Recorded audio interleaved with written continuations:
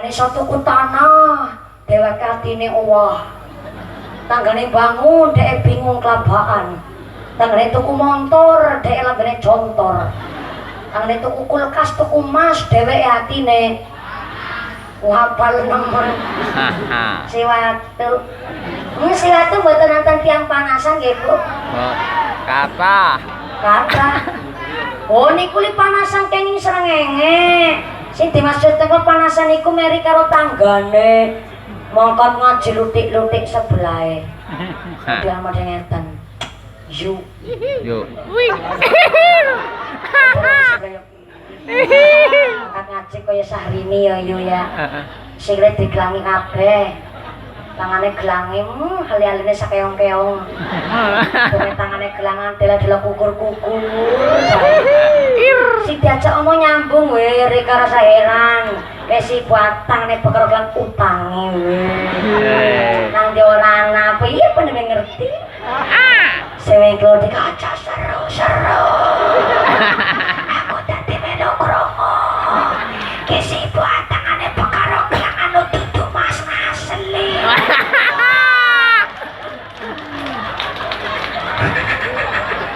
Mangkat ngaji isine ngrasani tanggane ning dudu wong Siwatu wong kono Ono.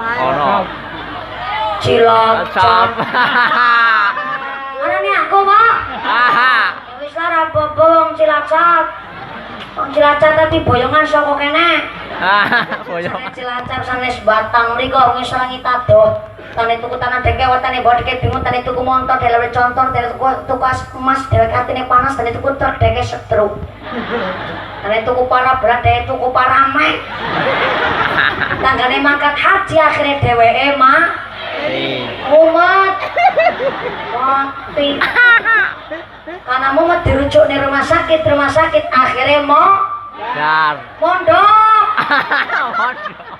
modar seru salah na'udzubillahimin Dalik.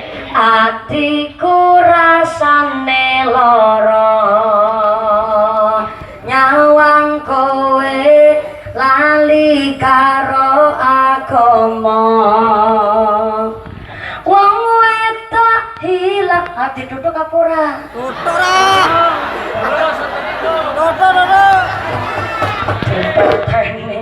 ora ditutuk-tutuk ngasih pegak. Shallu ala Nabi Muhammad.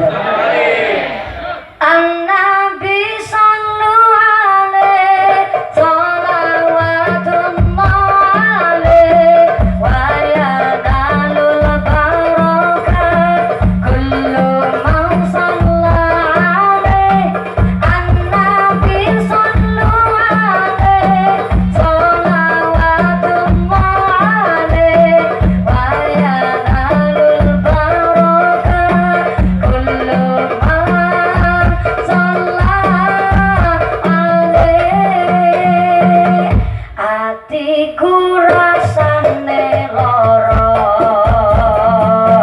nyawang kowe lali karo agama wong wedok hilang malu remo acu rasaku jalaran pola lakumu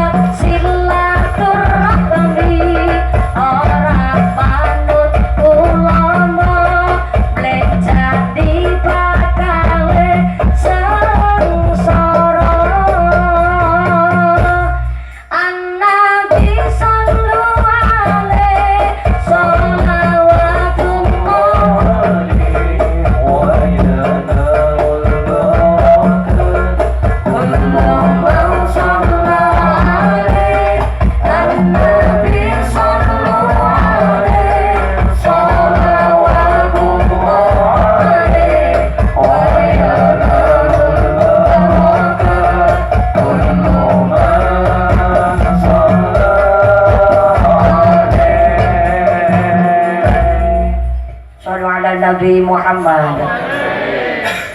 Bagai lagi